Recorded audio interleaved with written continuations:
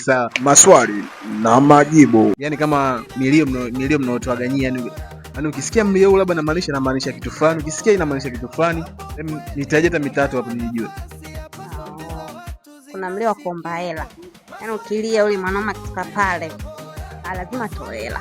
Hebu nipe sample ukoje? Sawa.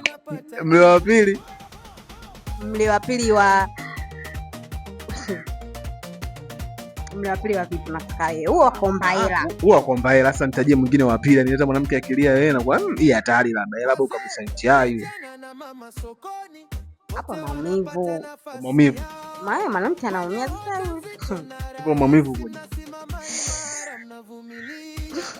Hayo maumivu hayo. Mbona nitisha na ule mlio magonjwa ile TI nini ngwengwe umekamata. Wewe ukoje? Ngwengwe. Ule ukoje? Mimi sijaikulia huo mlio. Sawa, si ndo mnakaa mashoga mnahadisiana. Mimi nimeenda nimelia hivi mwenzangu. Mbona nimekuja na hichi? Huo wa magonjwa mtoka mto. Kama vipi?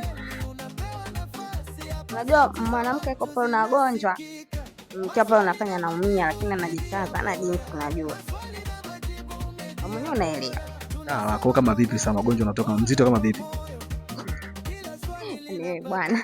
Maswali na majibu.